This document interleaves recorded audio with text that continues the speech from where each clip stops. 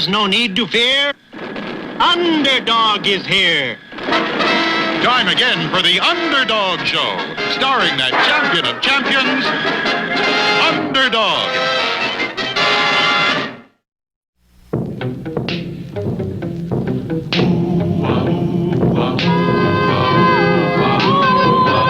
When criminals in this world appear and break the laws that they should fear and frighten all who see or hear, the cry goes up both far and near for Underdog.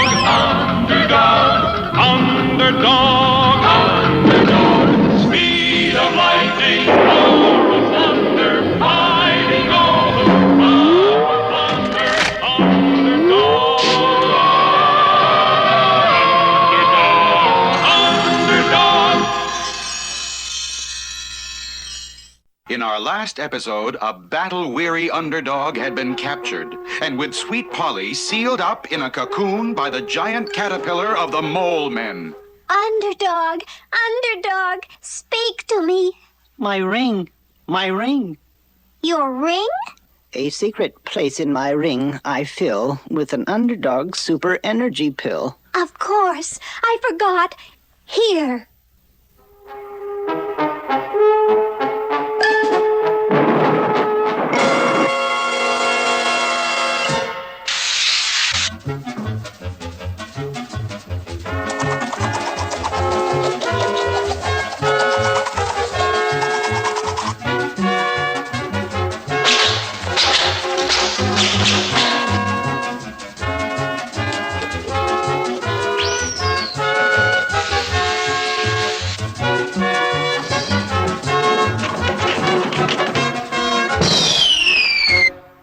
There's no need to fear. Underdog is here.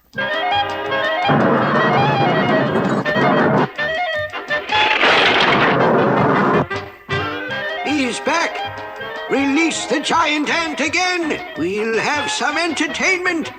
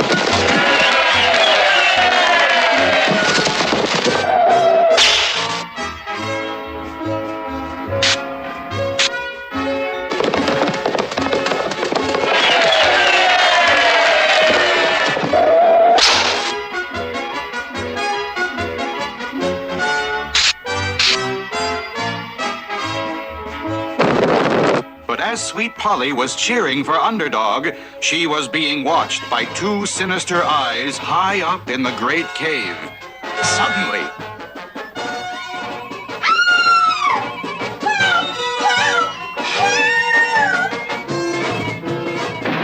When Polly's in trouble, I am not slow. It's hip, hip, hip, and away I go. Look out, Underdog! It's a giant spider web! We're stuck!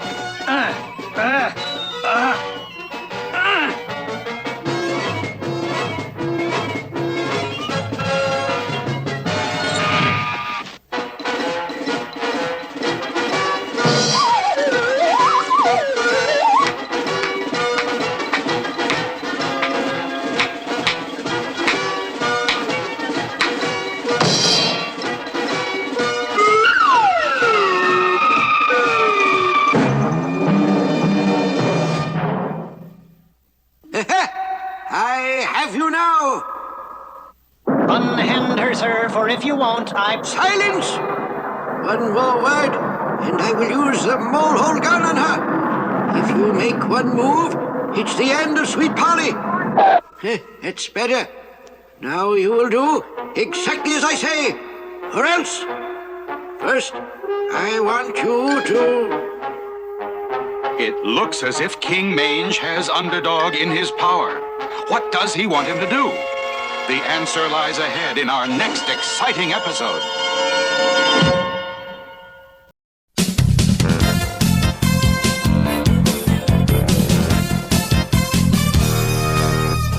One afternoon at the Megapolis Zoo, Jerboa Jump, arch rival of Tennessee Tuxedo, was surrounded by a group of zoo friends and was holding them spellbound with stories of his rocket ship adventures. So there I was, see, ready to blast off. They started the countdown. 5, 4, 3, 2, 1, and kapooey! I was off at 4,000 miles an hour. Will you listen to that, Chumley? Will you listen to that? All those dopes falling for Jerboa's phony stories. Hey, who says they're phony? I do. Anybody can brag about riding in rockets. Talk is cheap. Yeah, well, it's not just talk, pal. I got clippings here to prove it. Look at that. Mice blast off from White Sands Proving Ground. Mice rocket the height of 36 miles. Aero B rocket hurls mice into space. Ha! How about that, smart guy? But how do we know that's you? Huh? Tell me that. I think you'd be too scared to get into a rocket, let alone blast off. Yeah? Yeah. I don't think those clippings are about you. Yeah? Well, it's a cinch they're not about a penguin, pal. If you notice, it says mice, pal. M-I-C-E, mice. Not P-E-S-T, penguin. Yeah? Well, I'll show you up, wise guy. Why don't you go fly a kite? That is about as close as you will ever get to being a big astronaut like me. The nerve of that guy, Chumley. The nerve. I'll show him. We'll build a rocket of our own. Gee, Tennessee, we don't know about rockets. What's to know, Chumley? A rocket is just something that shoots into the air, right? Yeah. Well, there's more than one way to get shot into the air. Come on. All right now, Chumley. I'll close myself in the capsule, and when I say blast off, cut the rope, and the bed springs will shoot me into outer space. 5, 4, 3, 2, 1, blast off!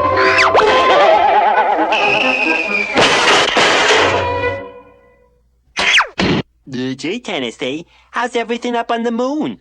Never mind, Chumley, never mind. All we need is more power. Now, let me think. I've got it. Air pressure. I'll pop into orbit like a champagne cork. All right, Chumley. Pump.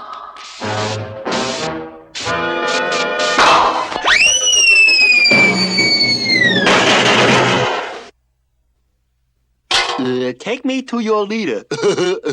Very funny, Chumley. Gee, Tennessee, at the rate we're going, we won't get into orbit till the 4th of July. That's it, Chumley. You've got it. 4th of July, skyrockets. Now, why didn't we think of it before? There you are, Chumley. A real rocket. Tennessee Tuxedo will not fail. Now, light the fuse and I'll blast off.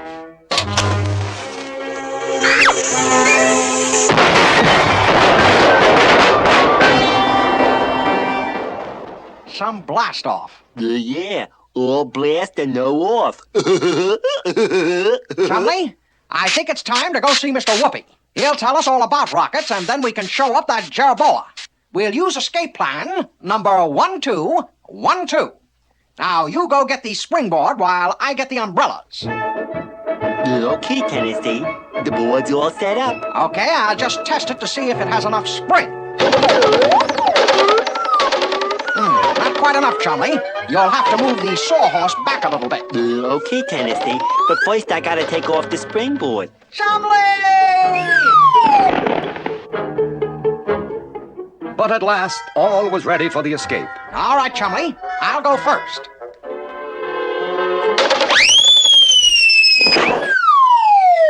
Great, Chumley. Come on. Okay, Tennessee.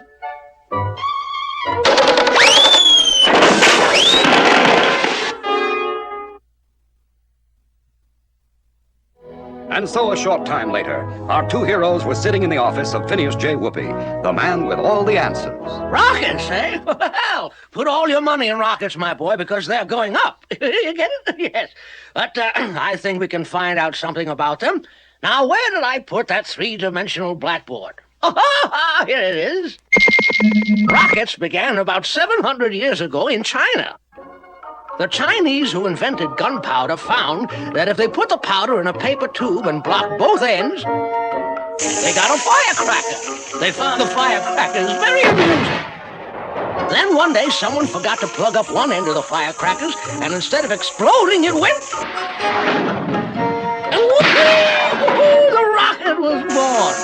Soon they found out that if they fastened a long stick to the back of the rocket, it would go in a straight line. But one ambitious gentleman fastened a number of rockets to his sedan chair in an effort to become the first astronaut. What happened? I know what happened. Precisely, my boy. It was a very short flight to nowhere. But gee, Mr. Whoopi, what does make a rocket go? Everybody knows that, Chumley. That explosion coming out of the rear of the rocket pushes against the air and the rocket goes. Right, Mr. Whoopi? Wrong, Tennessee. The air has nothing to do with it. In fact, it works much better in space where there is no air to resist it. That's because it uses Isaac Newton's third law of motion. Law of motion? Yes. The law says that for every action, there is an equal and opposite reaction. Here, let me show you. Have you ever seen how a man stepping from a boat to the dock pushes the boat away at the same time? This is the action. Man toward dock. This is the reaction. Boat away from dock. Action, reaction. What has that got to do with a rocket? Well, let's look inside a rocket. When the fuel burns, it expands and has to rush out here. The action in this direction creates a reaction in this direction against the front wall of the rocket, which naturally pushes the rocket along. Action, reaction. Great. Let's go. How much do you think it would cost to build a rocket big enough for Chumley and me? Oh, millions, my boy, millions. Gee, Tennessee, we haven't even got 10 cents. I know it, Chumley. Well, what are we going to do to show up that Jerboa? Well, I know how to take care of braggarts like Jerboa. I have an old friend over at the amusement park who might be able to supply just the kind of rocket you need. Let's go over and see. And the next morning, back at the zoo, Tennessee and Chumley were hard at work on a very strange contraption and attracting a large crowd of interested spectators. All finished, Tennessee. Good, Chumley. This ought to take care of Jerboa. What is it, Tennessee, huh? What is it, huh? It's a rocket, Yak. Oh, a rocket? Yep, I'll start it up. All right, step right up, folks, and feast your eyes on a genuine rocket ride straight from the world's largest amusement park. The thrill of a lifetime, folks, and it's free. Best of all, my friends, I think that the honor of the first ride should go to that brave, courageous hero of outer space, Jerboa Jump. Hey, he's right. Hero. Yes, let Jerboa do it first, yes. Step right up, Jerboa. I just remembered I got a very important meeting to go to, so if you don't mind, Nonsense, Jerboa. This won't take long. Come on, I'll strap you in. Strap me in? Sure. Don't they always strap you astronauts in? Come on. No. Hey, come on, what do you say? Look. Well, if he's that scared, I guess we'll just have to show him how it's done. Everybody ride.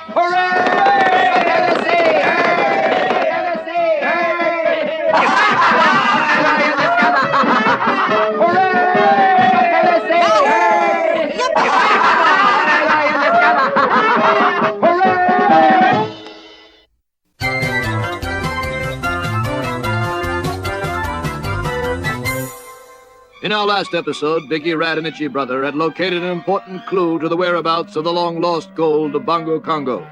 The clue is a poem in an old book from the Royal Library, a poem titled Ode to a Treasure.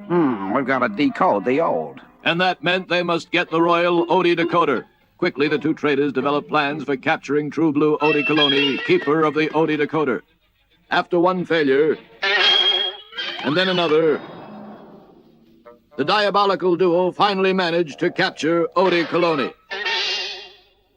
With Odie safely tied up, Biggie and Itchy quickly decoded the ode. So, the treasure's buried on Oak Island. We're rich, Itch. So it was that Biggie and Itchy made off with a pirate ship and headed for Oak Island.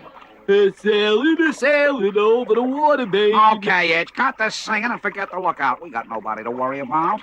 But Biggie had failed to reckon with the skill and cunning of True Blue Odie Coloni.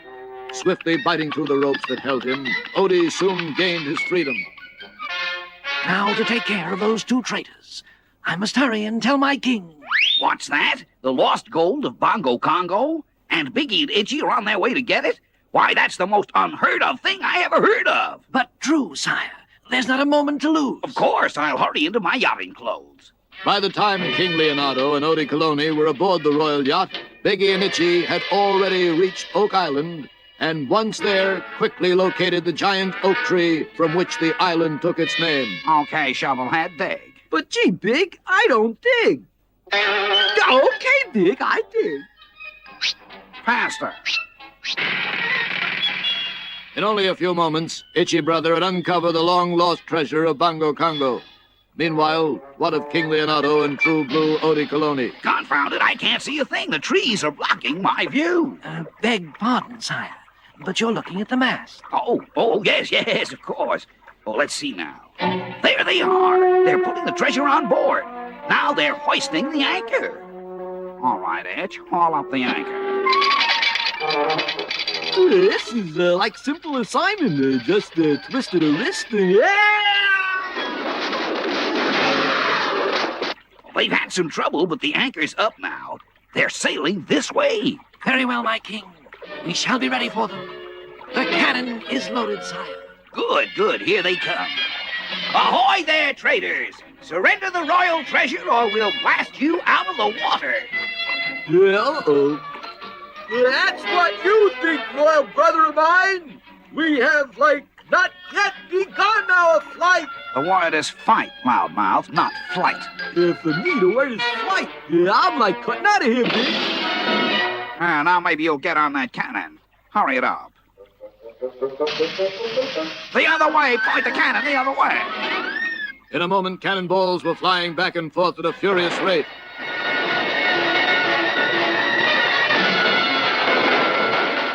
As the battle continued, it appeared that Biggie and Itchy were scoring more hits than King Leonardo and Odie Coloni. Confound it, Odie, you're missing them. You're not aiming high enough. Here, give me the cannon. But, Your Majesty, you're pointing it too high. Oh, no, sire. You're pointing it at our mast. Wait. Duck, sire. The mast is falling. Look, Your Majesty. Look. The traitors are pinned down by our fallen mast. Oh, you are truly a genius, my king. Soon King Leonardo and Odie Coloni were sailing back to Bongo Congo with a long-lost treasure and 2 unhappy prisoners. I'm not through yet, wise guys. I've got a plan, sir. What does Biggie Rat mean? What new danger does he have in store for King Leonardo? Will Biggie get free to put his plan into action? Don't miss the next exciting episode of The King and Odie.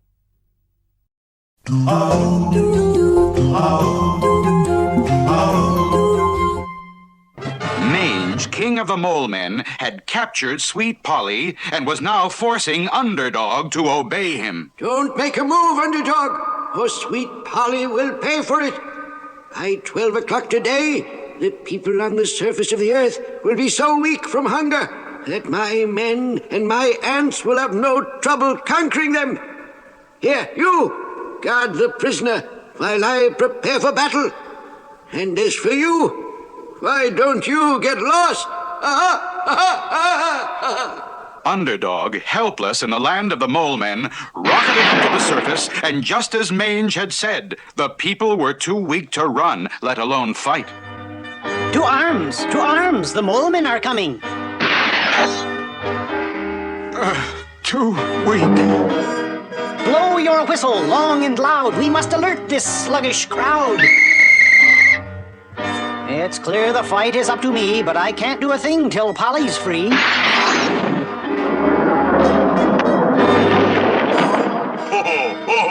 It's the great Underdog, but you're still helpless as a kitten. Don't move, or Sweet Polly gets it. But Underdog was not helpless. He quickly spotted a stalactite high over the guard's head and concentrated his atomic eyes on it until... Oh, Underdog, we must hurry. The Molemen and the giant ants are already on their way. When the world's in trouble, I am not slow. It's hip, hip, hip, and away we go.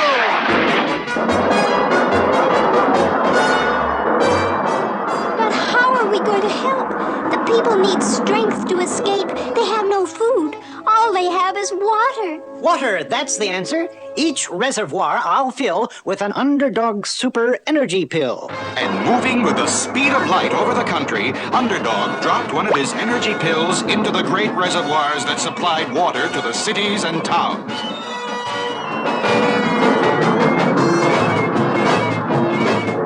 So powerful were the pills that all the water was instantly full of tremendous energy. Meanwhile, Sweet Polly was on television. Drink water. The Molemen are coming. Drink water. The Molemen are coming. Drink water. The Molemen are coming. And all over the country, people followed Polly's command.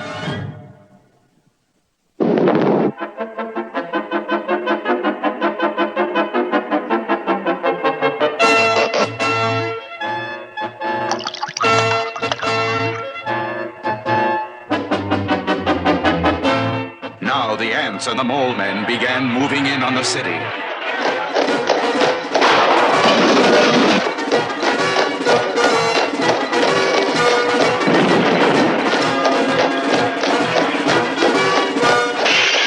But the people now had strength to escape, and the army had the strength to fight.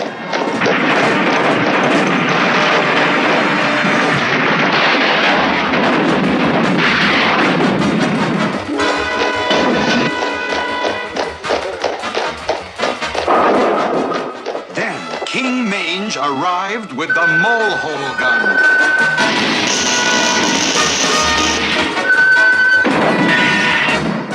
Stand back, you soldiers. Stay in line. This mangy king is mine, all mine.